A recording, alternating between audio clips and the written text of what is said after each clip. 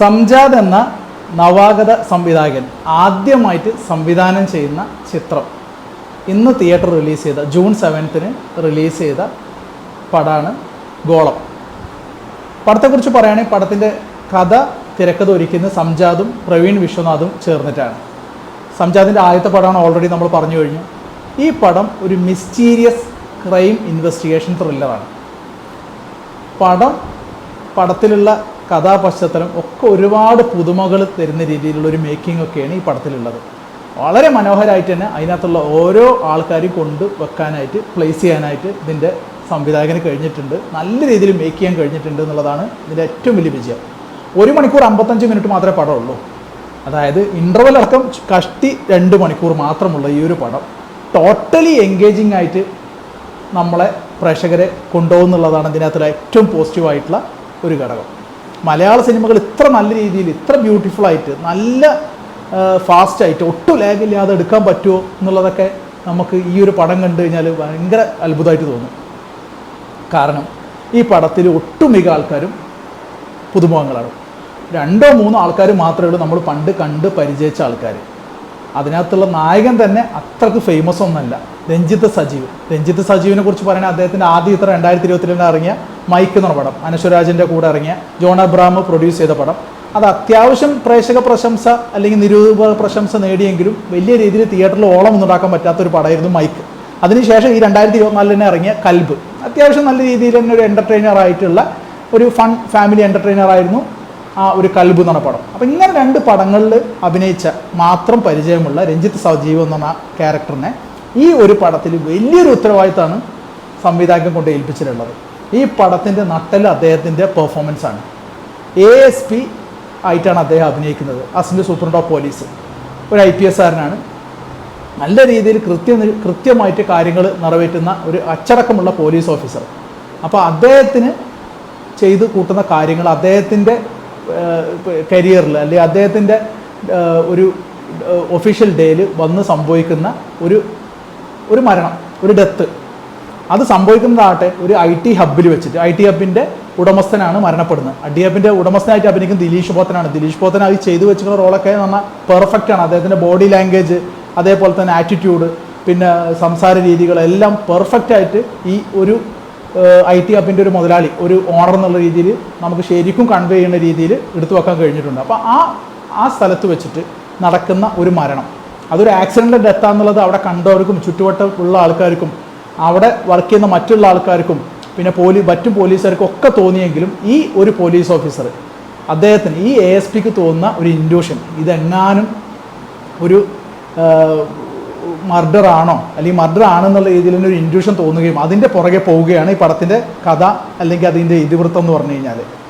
അപ്പോൾ ഇതിൽ ഏറ്റവും മികച്ച് നിൽക്കുന്ന ഒരു ഫാക്ടർ എന്ന് പറഞ്ഞു കഴിഞ്ഞാൽ ഈ രഞ്ജിത്ത് സജീവിൻ്റെ ഒരു സന്ദീപ് കൃഷ്ണ എന്ന ASPയുടെ ആ ഒരു ക്യാരക്ടറാണ്. കാരണം അദ്ദേഹത്തിൻ്റെ ആ കണ്ണിലൂടെ നോക്കിക്കാണുന്ന ആ ഒരു സംഭവങ്ങളാണ് ഇതിനകത്ത് പോർട്രേ ചെയ്യാനായിട്ട് ശ്രമിച്ചിട്ടുള്ളത്. ഈ ഒരു മരണം ഒരിക്കലും ഒരു ആക്സിഡൻ്റ് ഡെത്തല്ല, അതായത് ഒരു അപകട മരണമല്ല, അത് ഒരു മർഡർ ആണെന്നുള്ള രീതിയിലേക്ക് അസംഷനിലേക്ക് അദ്ദേഹം എത്തിച്ചേരുന്നതും കൾപ്രിറ്റ്സിനെ അദ്ദേഹത്തിന് കണ്ടുപിടിക്കാൻ കഴിയുന്നതും അവസാനം വേറെ രീതിയിൽ ട്വിസ്റ്റ് ആൻഡ് ടേൺസ് വെച്ചിട്ട് നല്ല രീതിയിൽ പടം കൊണ്ട് ചേർന്ന് അവസാനിപ്പിക്കുന്നതാണ് ഈ പടത്തിൻ്റെ ഒരു ത്രില്ലിംഗ് എലമെൻറ്റ് എന്ന് പറഞ്ഞു കഴിഞ്ഞാൽ. ദിലീഷ് പോത്തൻ്റെ അഭിനയമൊക്കെ എന്ന് പറഞ്ഞാൽ അത്യന്തം മികച്ച് നിൽക്കുന്നു. പിന്നെ ഇതിനകത്തൊരു കീ റോൾ ചെയ്തിരിക്കുന്നത് ആസ് യൂഷ്വൽ സിദ്ദീഖിനെ കുറിച്ച് നമുക്ക് പറയുകയാണെങ്കിൽ ഓരോ പടത്തിലും അദ്ദേഹം എത്ര നല്ല രീതിയിലാണ് പെർഫോം ചെയ്യുന്നുള്ള കാര്യത്തിൽ സംശയമില്ല. ഈ പടത്തിലും അദ്ദേഹത്തിന് ചെയ്ത് വെച്ച റോള് അല്ലെങ്കിൽ കിട്ടിയ റോള് ഗംഭീരമായിട്ട് ചെയ്തു വെച്ചിട്ടുണ്ട്. ഡോക്ടർ റോളിലാണ് അദ്ദേഹം അഭിനയിച്ചിട്ടുള്ളത്, ഒരു സൈക്കാട്രിസ്റ്റിൻ്റെ റോള്. കീ റോളാണ് ഈ പടത്തിലെ ഏറ്റവും ഇമ്പോർട്ടൻ്റ്, ഗതി നിർണ്ണയിക്കുന്ന ഒരു ക്യാരക്ടറാണ് സിദ്ദീഖിനും കൊടുത്തിട്ടുള്ളത്. സിദ്ദീഖ് ആ ഒരു റോള് പെർഫെക്റ്റായിട്ട് ചെയ്തു വെക്കുകയും ചെയ്തിട്ടുണ്ട്. പിന്നെ പറയുകയാണെങ്കിൽ ഈ പടത്തിലുള്ള വേറെ ആക്ടേഴ്സ് പറഞ്ഞാൽ സണ്ണി വെയിനൊക്കെ ഈ ഒരു പടത്തിൻ്റെ ഒരു ടൈലൻ്റ് ഉണ്ട്. ഈ പടത്തിൻ്റെ അവസാന ഭാഗം പറയുന്നത് ഒരു സെക്കൻഡ് പാർട്ട് ഉണ്ടാവും എന്നുള്ള രീതിയിലാണ് പടം അവസാനിപ്പിച്ചിട്ടുള്ളത്. അപ്പോൾ അതിലേക്ക് അവശേഷിപ്പിച്ച് വെച്ചിട്ടുള്ള ഒരു ക്യാരക്ടറാണ് സണ്ണി വെയിൻ്റെ റോള്. അങ്ങനെ ഒരുപാട് സസ്പെൻസുകൾ ഒരു സെക്കൻഡ് പാർട്ടിൽ എടുക്കാൻ പറ്റും അല്ലെങ്കിൽ പാകത്തിൽ എന്നുള്ള രീതിയിലാണ് ഈ പടം അവർ മേക്ക് ചെയ്ത് വെച്ചിട്ടുള്ളത്. പടത്തിൻ്റെ വേറെ ഓരോ ആക്ടേഴ്സിനെ കുറിച്ച് പറയുകയാണെങ്കിൽ അലൻസിയറിനെ കുറിച്ചൊന്നും പ്രത്യേകിച്ച് പറയേണ്ട കാര്യമില്ല. അദ്ദേഹം ഈ ഇൻവെസ്റ്റിഗേഷന് വേണ്ടിയിട്ട് ഇദ്ദേഹത്തെ രഞ്ജിത്ത് സജീവിനെ സഹായിക്കുന്ന ASPയെ സഹായിക്കുന്ന ഒരു പോലീസ് ഓഫീസർ, ഒരു കോൺസ്റ്റബിൾ ആയിട്ടാണ് ചെയ്തു വെച്ചിട്ടുള്ളത്.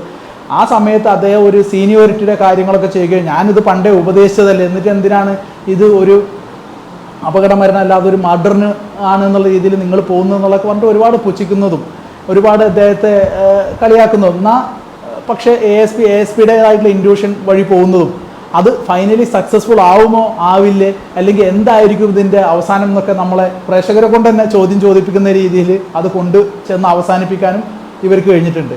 ഒരു പക്ക ഇൻവെസ്റ്റിഗേഷൻ ത്രില്ലർ ആണെങ്കിൽ പോലും ഇത് ഫൈനലി ഇതിനകത്ത് നായകൻ വിജയിക്കുന്നുണ്ടോ ഇല്ലേ എന്നുള്ളത് വരെ നമുക്ക് മനസ്സിലാവില്ല. പക്ഷെ അത്രക്കും നല്ല രീതിയിൽ ഇതിൻ്റെ എൻഡ് അവർ ചെയ്തു വെക്കാനായിട്ട് ഇതിൻ്റെ മേക്കർ ആയിട്ടുള്ള സംജാതിന് കഴിഞ്ഞിട്ടുണ്ട്. ഒരു ആദ്യമായിട്ടൊരു പടം എടുക്കുന്ന ആളാണെന്ന് നമുക്ക് തോന്നിപ്പോയില്ല. കാരണം അത്രക്കും ഫാസ്റ്റായിട്ട് ഒട്ടും ലാഗില്ലാതാണ് ഈ പടം നമ്മളെ കൊണ്ടുപോകുന്നത്. 1 മണിക്കൂർ 55 മിനിറ്റ് എന്ന് പറഞ്ഞാൽ ഷൂ എന്ന് പറഞ്ഞിട്ട് അത്രക്കും ഫാസ്റ്റായിട്ട് തന്നെ പോകുന്നുണ്ട്. ഒട്ടും ലാഗില്ലാതെ അത്രക്കും പെർഫെക്റ്റ് ആയിട്ട് എടുക്കാൻ കഴിയുന്നത് എന്ന് പറഞ്ഞാൽ ഒരു മികച്ച കാര്യം തന്നെ, പ്രത്യേകിച്ച് ഈ ഒരു കാലഘട്ടത്തിൽ. അതും ഒരു ഇൻവെസ്റ്റിഗേഷൻ ത്രില്ലർ മൂവി, നമ്മളിപ്പോൾ ഇറങ്ങിയിട്ടുള്ള ഇൻവെസ്റ്റിഗേഷൻ ത്രില്ലർ മൂവി ആയിട്ടുള്ള അന്വേഷിപ്പിൻ കണ്ടെത്തും, അതേപോലെ തലവൻ, ഈ പടങ്ങളൊക്കെ വളരെ മികച്ച പടങ്ങൾ തന്നെയാണ്. പക്ഷേ ഏതൊക്കെയോ ഒരു പോയിന്റ് ഓഫ് ടൈമിൽ ചെറിയ ഒരു മൈന്യൂട്ടായിട്ടുള്ള ലാഗെങ്കിലും നമുക്ക് ഫീൽ ചെയ്തിട്ടുണ്ടെങ്കിൽ അതിനെ കുറ്റം പറയാൻ പറ്റില്ല. പക്ഷേ ഈ ഒരു പടത്തിൽ ഒരു സെക്കൻഡ്, ഒരു തരി പോയിന്റ് പോലും നമുക്ക് ലാഗ് അടിക്കാത്ത രീതിയിൽ ഇതിൻ്റെ ട്വിസ്റ്റ് ആൻഡ് ടേൺസ് വളരെ മികച്ച രീതിയിൽ തന്നെ കാണിച്ചു വെക്കാനായിട്ട്, അല്ലെങ്കിൽ ചെയ്തു വെക്കാനായിട്ട് ഇതിൻ്റെ മേക്കർക്ക് കഴിഞ്ഞിട്ടുണ്ട് എന്നുള്ള കാര്യത്തിൽ സംശയമില്ല. ഒരു തിരക്കഥ അതിനെ മികച്ച രീതിയിൽ തന്നെ തിയേറ്ററിൽ കൊണ്ടുവരാൻ പറ്റുക, പ്രേക്ഷകരുമായിട്ട് കമ്മ്യൂണിക്കേറ്റ് ചെയ്യാൻ പറ്റുക, പ്രേക്ഷകരെ കൺവിൻസ് ചെയ്യാൻ പറ്റുക, ഈ ഒരു എൻഡിന് ഇതിലും മനോഹരമായിട്ടൊരു എൻഡിങ് കൊടുക്കാൻ പറ്റില്ല എന്നുള്ള രീതിയിൽ പ്രേക്ഷകരെ കൊണ്ട് തോന്നിപ്പിക്കുക, ഇത് വളരെ മികച്ച ഒരു കാര്യമാണ്. അത് അത്രക്കും ബ്രില്യൻ്റ് ആയിട്ടുള്ള, അത്രയും ടാലൻ്റ് ആയിട്ടുള്ള ഒരു ഡയറക്ടർക്ക്, ഒരു സ്ക്രിപ്റ്റ് റൈറ്റർക്ക് മാത്രം കഴിയുന്ന ഒരു സംഭവമാണ്.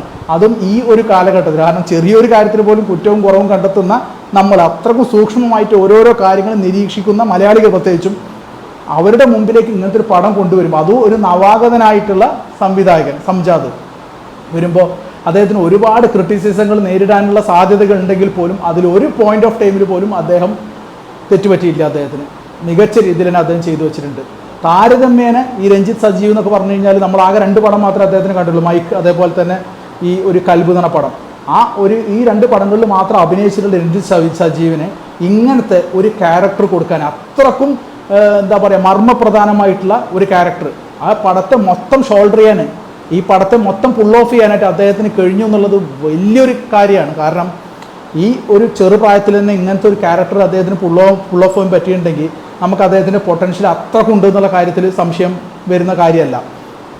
ഈ പടത്തിന് വേണ്ടിയിട്ട് അദ്ദേഹം ചെയ്തു വെച്ചിട്ടുള്ള നല്ലൊരു ബോഡി മേക്കവറാണ്, നല്ലൊരു ഫിസിക്ക്, ഒരു പെർഫെക്റ്റ് 6 പാക്കൊക്കെ വെച്ചിട്ടുള്ള നല്ലൊരു ഫിസിക്ക് വെച്ചിട്ടാണ് അദ്ദേഹം ഈ പടത്തിൽ അഭിനയിക്കാൻ വന്നിട്ടുള്ളത്. നല്ല ശബ്ദം, അപ്പോൾ അങ്ങനെ പല കാര്യങ്ങളും, പിന്നെ ആ ബോഡി പിന്നെ ഫീച്ചേഴ്സ് ആണെങ്കിലും ശരി, മാനറിസം ആണെങ്കിലും ശരി, ആറ്റിറ്റ്യൂഡ് ആണെങ്കിലും ശരി, പിന്നെ അവരുടെ ഒരു പൊളൈറ്റ്നെസ്, അതേപോലെ എറ്റിക്വറ്റ്, ഈ വക കാര്യങ്ങളൊക്കെ ഒരു പോലീസ് ഓഫീസർ എങ്ങനെയാണോ പെരുമാറുന്ന, അദ്ദേഹത്തിൻ്റെ സീനിയേഴ്സിനായിട്ട്, അതേപോലെ തന്നെ അദ്ദേഹത്തിൻ്റെ സബോർഡിനേറ്റ്സിനായിട്ട്, അതേപോലെ തന്നെ ബാക്കിയുള്ള പബ്ലിക്കിനായിട്ട് പെരുമാറുന്നത് എങ്ങനെയാണോ ആ ഒരു കാര്യങ്ങളൊക്കെ പെർഫെക്റ്റ് ആയിട്ട് കൊണ്ടുവരാനായിട്ട് ഈ രഞ്ജിത്ത് സജീവിന് കഴിയുകയും ചെയ്തിട്ടുണ്ട്. അതൊക്കെ തന്നെ ഈ മേക്കറുടെ സംജാതിൻ്റെ ഒരു പ്രത്യേക കഴിവ് തന്നെയാണെന്നുള്ള കാര്യം പറയാതെ ഇരിക്കാൻ പറ്റില്ല. കാരണം അത്രക്കും പെർഫെക്റ്റ് ആയിട്ട് പടം ചെയ്തു വെച്ചിട്ടുണ്ട്.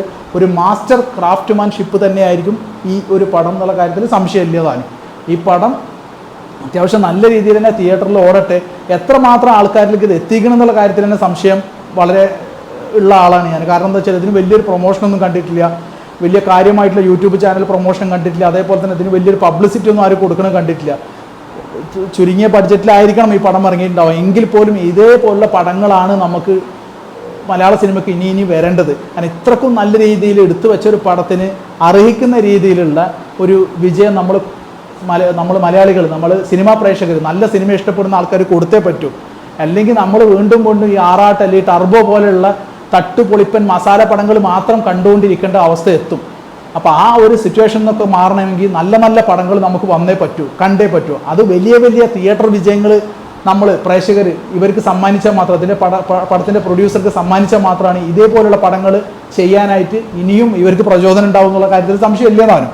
അപ്പോൾ പറഞ്ഞു വരുന്നത്, നിങ്ങൾക്ക് അത്യാവശ്യം നല്ലൊരു ഫ്രീ ടൈം ഉണ്ട്, ഒരു മസ്റ്റ് വാച്ച് തിയേറ്റർ മൂവി എന്നുള്ള ഇതിൽ തന്നെ അതിനെ കണക്കാക്കാൻ പറ്റും. നിങ്ങൾക്ക് ഒരു നല്ലൊരു പടം കാണാൻ ഈ വീക്കെൻഡിലെങ്കിൽ തിയേറ്റർ പോയിട്ട് തന്നെ കാണുക, എൻജോയ് ചെയ്യുക. ഒരു 8.5 to 9 ഔട്ട് ഓഫ് 10 ആണ് ഞാൻ ഈ പടത്തിന് കൊടുക്കുന്ന സ്കോർ. ഈ പടത്തിൻ്റെ പ്രത്യേകത പറഞ്ഞാൽ ഒരു സെക്കൻഡ് പാർട്ട് ഷുവറായിട്ട് വരും എന്നുള്ള രീതിയിലാണ് അത് എൻ്റെ ഇത് വെച്ചിട്ടുള്ളത്. അപ്പോൾ നല്ലൊരു crime investigation mysterious thriller movie നിങ്ങൾക്ക് കാണണം എന്നാണ് നിങ്ങൾ ഉദ്ദേശിക്കുന്നതെങ്കിൽ, ആഗ്രഹിക്കുന്നതെങ്കിൽ, ഗോ ഫോർ ദിസ് ഗോളം മൂവി.